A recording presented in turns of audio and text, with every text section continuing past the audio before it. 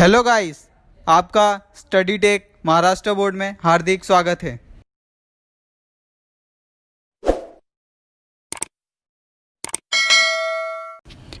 आज हम defence study का दूसरा chapter challenges to national security, इसमें दो तरह के चैलेंजेस होते हैं, एक तो एक्सटर्नल बाहर वाले और एक इंटरनल।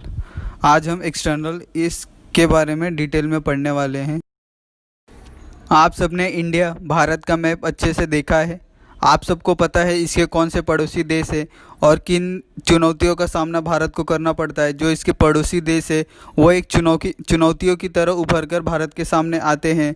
इसमें पाकिस्तान, उत्तर में नेपाल, चीन, भूटान, म्यांमार और हिंद महासागर में श्रीलंका, ये सब देश है जो भारत के लिए एक चुनौती के रूप में आगे आते हैं। और भारत इन चुनौतियों का किस प्रकार सामना करता है हम आगे इसको देखेंगे।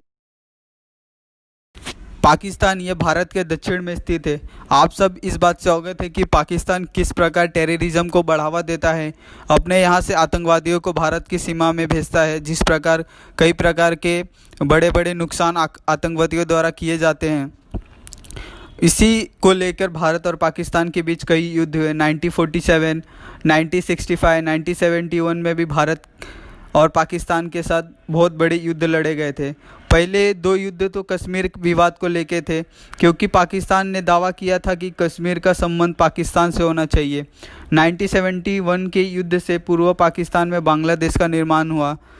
भारत को भी 1999 में कारगिल और पाकिस्तान और इंडिया के बीच जो कारगिल में युद्ध हुआ था उसमें इंडिया की विजय हुई थी। इंडिया उस युद्ध को जीता था।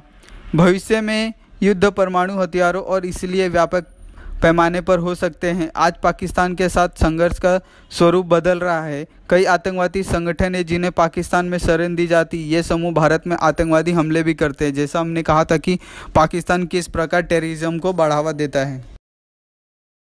चाइना ये भारत के उत्तर में स्थित है और ये ग्लोबल पावर के रूप में उभर के आता है। चीन के साथ भारत का विवाद मुख्य रूप से सीमाओं के बारे में और तिब्बत की स्थिति के बारे में है। जिन दो क्षेत्रों में सीमा विवाद मौजूद है वो अक्साई चीन और अरुणाचल प्रदेश। अभी जिस प्रकार की स्थिति चल रही है आप सब इस प्रकार से अवगत है। अरुणाचल प्रदेश के क्षेत्रों में north east frontier agency, Ladakh के अक्साई चीन और भारतीय क्षेत्र का चीन द्वारा अवैध रूप से कब्जा कर लिया गया है। अरुणाचल प्रदेश और तिब्बत के बीच की सीमा को मैकमोहन रेखा कहा जाता है।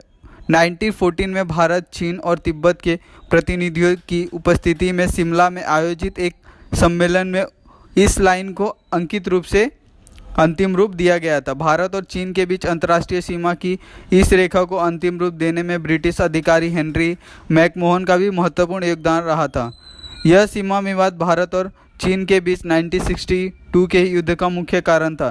तिब्बत को पारंपरिक रूप से एक स्वायत्त क्षेत्र के रूप में मान्यता दी गई। इसकी अपनी बौद्ध संस्कृति है, परंतु चीन इस बात को नहीं मानता कि तिब्बत ये भारत का हिस्सा है। और इसी बात को लेकर इंडिया और चाइना के बीच बार बार बहुत सी चुनौतियों का सामना करना पड़ता है। बांग्लादेश ये 1971 से पहले भारत के पश्चिम में पश्चिम पाकिस्तान था और पूर्वी पाकिस्तान था। इस प्रकार भारत के दोनों किनारों पर दो भाग थे। पूर्वी पाकिस्तान पर अत्याचार हो रहे थे और उसे मानवाधिकार से वंचित रखा गया था। शेख मुजीबुर रहमान के नेतृत्व में पूर्वी पाकिस्तान के लोगों ने दमनकारी सैन्य शासन के खिलाफ विद्रोह किया। उन्होंने पाकिस्तान से अपनी आज़ादी की लड़ाई लड़ी। इससे भारत में शरणार्थियों की जबरदस्त आदम हुई। भारत की आंतरिक व्यवस्था भारी दबाव में थी, इसलिए भारत ने पूर्वी पाकिस्तान के मुक्ति आंदोलन में मदद की और एक स्वतंत्र बांग्लादेश अस्तित्व में आया। भारत और बांग्लादेश ने 1971 से अच्छे रिश्ते बनाए हुए थे। एक समस्या जो सामने आई थी वो फरक्का बैराज के बारे में थी, जो गंगा नदी के एक धार पर बनी थी। यह समस्या 1978 में हल हुई जब फरक्का समझौते पर दोनों देशों ने हस्ताक्षर किए। श्रीलंका जो हिंद महासागर के दक्षिण में स्थित है।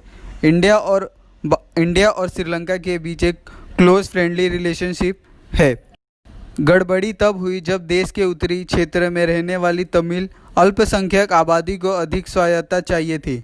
1987 में भारत ने श्रीलंका सरकार के साथ समझौते पर हस्ताक्षर किए ताकि श्रीलंका को समस्या का समाधान करने में मदद मिल सके। भारत ने श्रीलंका में सुरक्षा बनाए रखने के लिए पास कीपिंग फोर्स भी भेजा। अपने पड़ोसियों के साथ भारत के संबंधों के साथ हमें राष्ट्रीय सुरक्षा के दृष्टिकोण से हिंद महासागर क्षेत्र के महत्व पर भी विचार करने की आवश्यकता थी। मराइन एरिया, इंडियन ओशन, जो भारत के लगभग 7000 किलोमीटर की तटरेखा है, हिंद महासागर बहुत बड़े क्षेत्र में फैला हुआ है। विश्व व्यापार के लिए महत्वपूर्ण मुख्य व्यापार मार्ग स्वेज नहर से मलक्का तक है। भारत इस व्यापार मार्ग पर एक प्रमुख स्थान रखता है।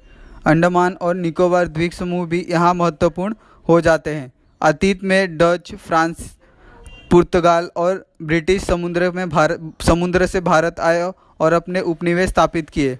आज अमेरिका, रूस और चीन जैसे देश भी इस क्षेत्र में अपना प्रभाव बढ़ाने की कोशिश कर रहे हैं। ये क्षेत्र प्राकृतिक संसाधनों के मामले में समृद्ध है, इसीलिए हिंद महासागर की सुरक्षा भारत के लिए एक बड़ी चुनौती है और एक चैलेंज के रूप में उभर कर आती है।